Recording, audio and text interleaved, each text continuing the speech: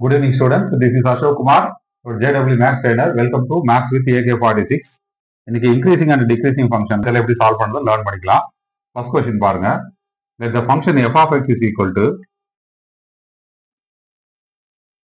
x by 3 plus 3 by x plus 3. Here x is not equal to 0. The function is strictly increasing in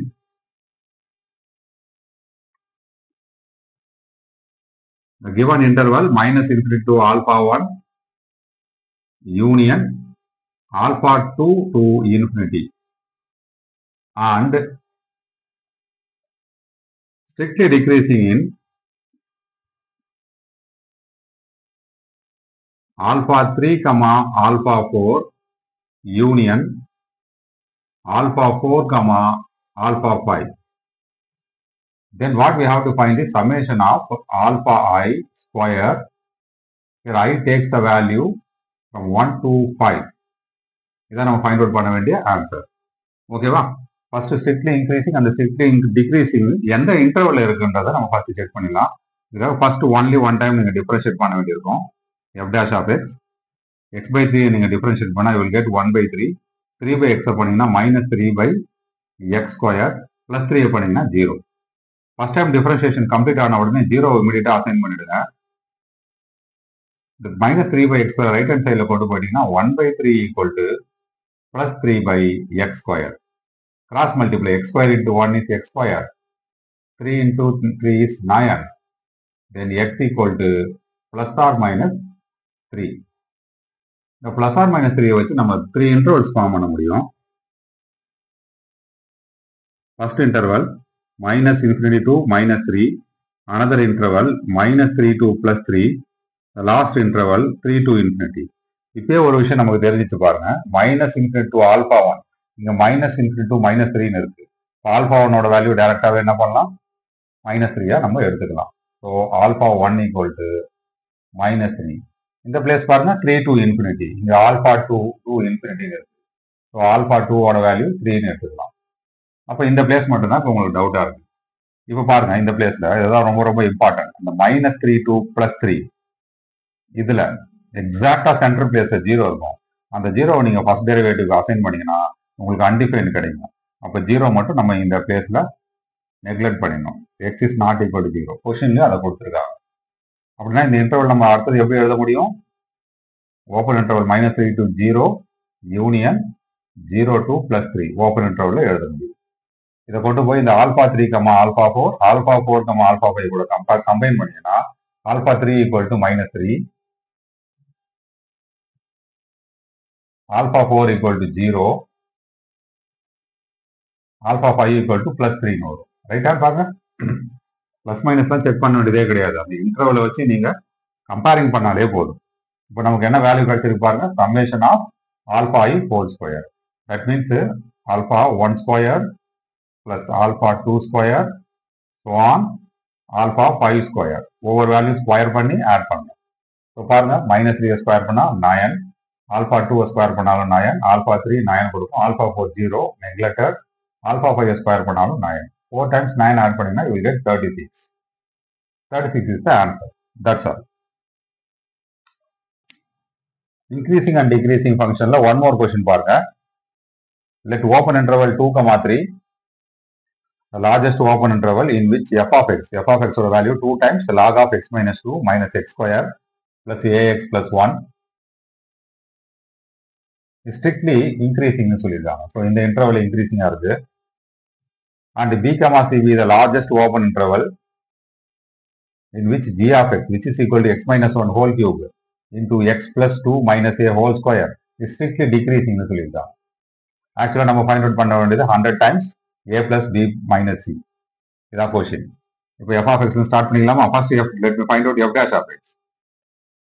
2 times log of x minus 2 differentiate பண்ணீங்கன்னா 2 by x minus 2. x square differentiate பண்ணீங்கன்னா 2x. ax பண்ணீங்கன்னா a கிடைக்கும். One more time இதை differentiate பண்ணிக்கோங்க. ஒரு particular ரீசனால சொல்றேன். That is f double dash of x equal to 2 by x minus 2 ஃபர்தரா டிஃபரன்ஷியேட் பண்ணா minus 2 by x minus 2 whole square. minus 2x differentiate பண்ணா minus 2. What about x minus 2 whole square? It's a positive number. அப்போ கம்ப்ளீட்டா -2/x - 2 whole square negative ஆயிடும். இங்க ஒரு -2 இருக்கு, complete negative.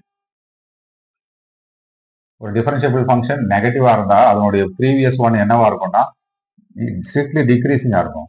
ஆனா இந்த இன்டர்வல்ல அவங்க இன்க்ரீசிங்னு சொல்லியிருக்காங்க. அப்போ எந்த நம்பரை செலக்ட் பண்ண முடியும்னா 3ல இருந்து செலக்ட் பண்ணிக்கலாம். தட் இஸ் f'(3) இருக்கு பாத்தீங்களா, அது கண்டிப்பா உங்களுக்கு பாசிட்டிவா கொடுக்கும்.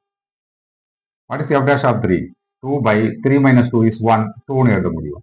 2 into 3 is 6 plus a is greater than or equal to 0. 2 - 6 is -4. -4 transpose பண்ணிட்டோம்னா what you will get? a is greater than or equal to +4. இதை மினிமமா இருக்கிற a equal to 4 நம்ம செலக்ட் பண்ணிக்கலாம். இப்போ இதை a ஓட வேல்யூ 4 யூஸ் பண்ணி நம்ம g of x ஃபார்ம் பண்ணிக்கலாம். g of x ஆல்ரெடி எப்படி ஸ்டார்ட் ஆகுது பாருங்க, x - 1 whole cube. a equal to 4 இங்க அப்ளை பண்ணா 2 - 4 is -2. you will get x - 2 whole square கிடைக்கும். இந்த ஃபங்க்ஷன் எப்படிப்பட்ட ஃபங்க்ஷன்? ஸ்ட்ரிக்ட்லி டிக்ரீசிங் சொல்றாங்க. ஸோ ஒன் டைம் டிஃபரன்ஷியேட் பண்ணி 0 அசைன் பண்ணிக்கலாம்.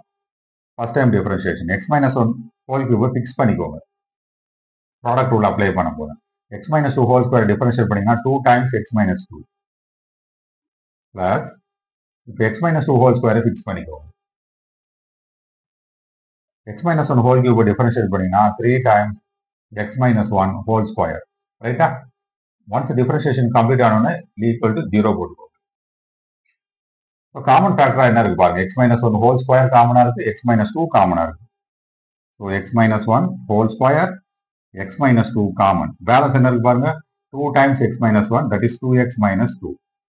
இந்த பிளேஸ்ல 3 times x - 2 இருக்கும், that is 3x - 6 which is equal to 0. Whenever x - 1 is equal to 0, x will take 1. And x - 2 is 0, x takes 2. இங்க பாருங்க 2x plus 3x is 5x. இது -8. 5x -8 equal to 0 means x equal to 8/5. இப்போ real நம்பர்ல இந்த numbers எல்லாம் நீங்க plot பண்ணீங்கன்னா உங்களுக்கு இன்டர்வல்ஸா என்னென்னலாம் கிடைக்க சான்ஸ் இருக்குன்னு பாருங்க. நான் எல்லாத்தையுமே எழுதுறேன். First one -∞ to 1, next one 1 to 8/5, next one 8/5 to 2, last one 2 to infinity. நம்ம கொடுத்துருக்கிறது b, c, இன்ஃபினிட்டி எதுவுமே இன்வால்வ் ஆகல. இப்போ ஃபர்ஸ்ட் இன்டர்வல் கேன்சல் பண்ணிடுங்க, லாஸ்ட் இன்டர்வல் கேன்சல் பண்ணிடுங்க. இப்போ ரேண்டமா ஒரு நம்பர் 1, 8/5ல செலக்ட் பண்ணி g' of x அப்ளை பண்ணி பாசிட்டிவா நெகட்டிவான்னு செக் பண்ணும்.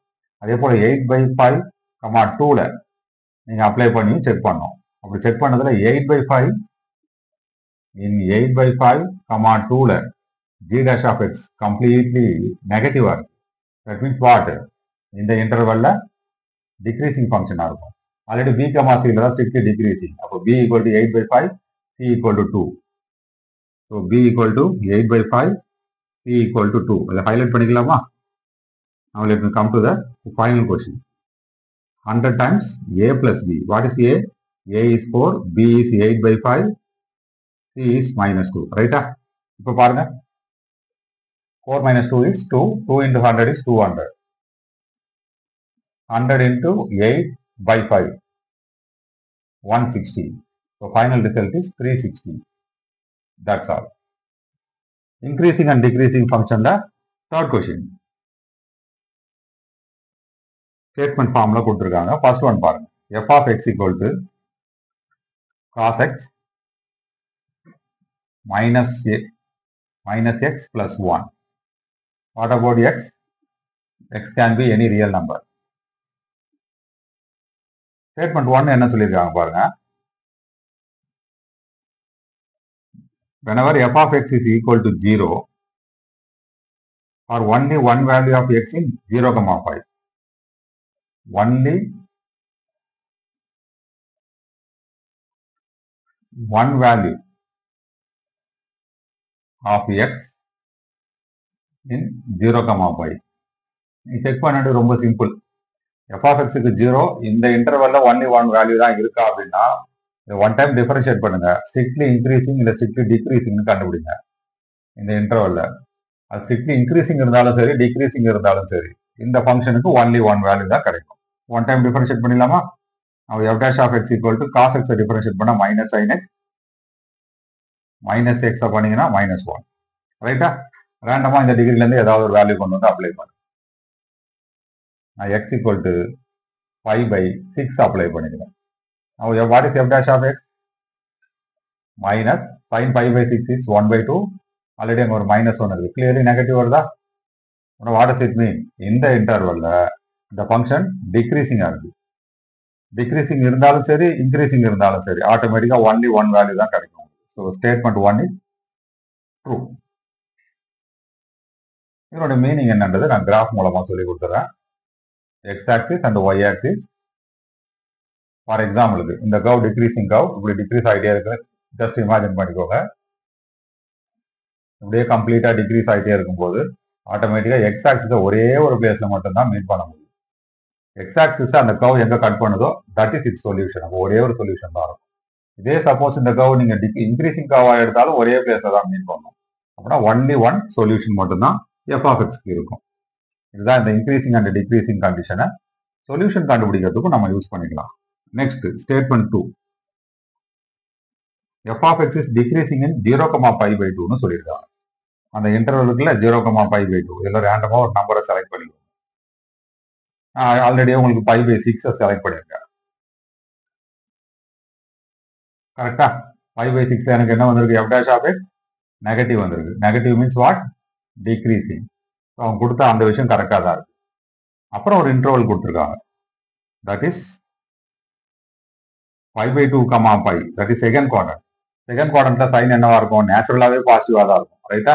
ஆனா ஆல்ரெடி இங்க என்ன இருக்கு? ஒரு மைனஸ் இருக்கு. இங்க ஒரு -1 இருக்கு. இப்போ எஃப் டேஷ் ஆஃப் எக்ஸ் என்னவா இருக்க முடியும்? Less than 0. That is decreasing.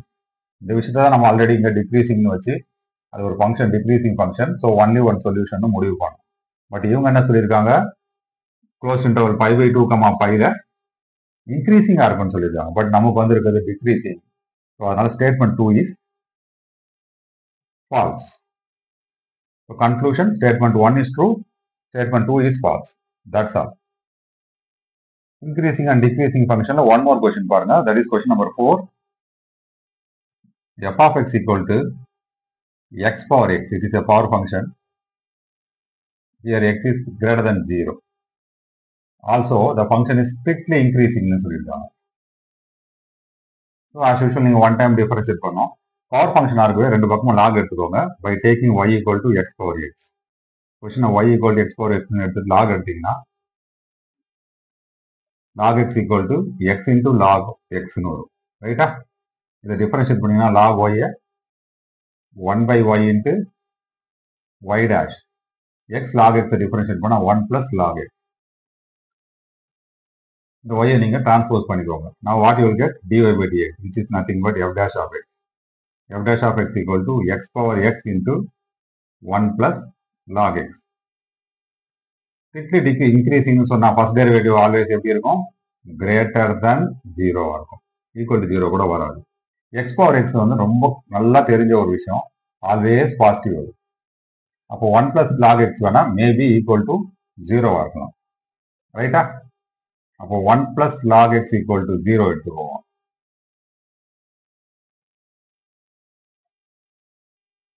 Then log x equal to -1. Now x equal to e power -1, that is 1 by e. இங்க greater than 0 இருக்கிறதுனால அந்த பிளேஸையே நம்ம செலக்ட் பண்ணிக்கலாம். greater than 0. அப்போ இந்த பிளேஸ்க்கும் greater than -1. இந்த பிளேஸ்க்கும் greater than e power -1. that is greater than 1 by e. Interval ஃபார்ம்ல எழுதும்போது now x belongs to open interval 1 by e to infinity. இந்த இன்டர்வல்ல தான் the function strictly increasing இருக்கும். That's all. Today's session, the last question, that is question number 5. What are the informations given? F of x equal to sin x plus 3x minus 2 by pi times x square plus x னு கொடுத்திருக்காங்க function. Statement 1ல என்ன பண்ணிருக்காங்கன்னா ஒரு particular interval கொடுத்துட்டு increasing. Statement 2ல f dash of x decreasing னு கொடுத்திருக்காங்க. First statement 1க்கான ஒர்க்கை நம்ம பண்ணிடலாம். ஸ்டேட்மெண்ட் 1க்கு நீங்க ஒன்லி ஒன் டைம் டிஃபரன்ஷியேட் பண்ணா போதும். sin x பண்ணீங்கன்னா cos x, 3x பண்ணீங்கன்னா +3, -2 by 5 into x square பண்ணீங்கன்னா 2x plus 1. அவங்க கொடுத்துருக்க interval open interval 0,5/2 first quadrant. So நான் ரேண்டமாக என்ன பண்ணிடுறேன், 5/3 செலக்ட் பண்ணிக்கிறேன். So what happen to F dash of 5/3? Cause 5/3 ஓட வேல்யூ 1/2. ஆல்ரெடி நமக்கு +3 இருக்கு. -2/5. இங்க 3 5/3 அப்ளை பண்ணா வாட் வில் ஹேப்பன்? 2 times 5/3 கரெக்டா? +1. 1/2 + 3 சிம்பிளிஃபை பண்ணீங்கன்னா 7/2 வரும். இந்த பிளேஸ்ல பாருங்க, -2/5 into 2/3. இந்த 5 கேன்சல் ஆயிடும். ஸோ ஃபைனல் ரிசல்ட் -4/3 வரும். -2/5 into 1 is -2/5. ஃபர்ஸ்ட் ரெண்டு எல்சிஎம் எடுத்துக்கலாமா? 6 வச்சு எடுக்கலாம். 3 into 7 21, 2 into 4 -8. 21 - 8 is -13. -2/5. இது சிம்பிளிஃபை பண்ண ஒரு ஷார்ட்கட் ஒன்று இருக்கு. 13/6 - 2/5 வேல்யூ 3.14. அதில் 3 மட்டும் நான் இப்போ அசைன் பண்ணிக்கிறேன். இப்போ எல்சிஎம் பண்ணுங்க 6. So 13 - 12. 13 - 12 is 1. 1/6 which is clearly positive. First derivative பாசிட்டிவா இருக்கும்போது இந்த இன்டர்வல்ல கண்டிப்பா இன்க்ரீசிங்கா இருக்கும். அவங்களும் இன்க்ரீசிங் தான் சொல்லியிருக்காங்க. So statement 1 is true. Part is over. இந்த இடம் மட்டும் நான் ஷார்ட்கட் அப்ளை பண்ணிருக்கேன். 5க்கு 3.14 பட் 3 அப்ளை பண்ணியிருக்கேன். ஸ்டேட்மெண்ட் 2ல பாருங்க, எஃப் டேஷ் டிக்ரீசிங்கான்னு கேட்டிருக்காங்க. இந்த ஃபங்க்ஷனே டிக்ரீசிங்கான்னு கேட்கும்போது இதை இன்னும் ஒரு தடவை டிஃபரன்ஷியேட் பண்ணோம். That is F double dash of X. Cause எக்ஸை டிஃபரன்ஷியேட் பண்ணா -sin x, +3 டிஃபரன்ஷியேட் பண்ணா 0, -2/5 into 2x + 1 டிஃபரன்ஷியேட் பண்ணா உங்களுக்கு 2 மட்டும் தான் கிடைக்கும். ஸோ அது சிம்பிளிஃபை பண்ணீங்கன்னா -sin x -4/5. Interval 0 to π/2 same interval. Open interval 0,5/2 that is first quadrant. இதுல நான் இந்த வாட்டி ரேண்டமா 5/6 30 டிகிரியை செலக்ட் பண்றேன். F double dash of 5/6 equal to sin 5/6 1/2. ஆனா இங்க மைனஸ் இருக்கு. ஸோ -1/2 -4/5. கரெக்டா? நீங்க ஜஸ்ட் மைனஸை காமன் எடுத்தாலே கிளியர் இட் இஸ் நெகட்டிவ். நீங்க செக் பண்ணணுன்ற நெசசரியே கிடையாது. ரெண்டுத்துலயுமே மைனஸ் இருக்கு. கன்ஃபார்மா இது நெகட்டிவா தான் இருக்கும். அவங்க என்ன சொல்லியிருக்காங்க, டிக்ரீசிங்னு சொல்லியிருக்காங்க. F double dash of X நெகட்டிவா இருந்தா எஃப் டேஷ் வந்து டிக்ரீசிங்னு சொல்லலாம். F dash of X is decreasing function. Statement 2 is also true. So what is the conclusion? Both the statements are true. That's all.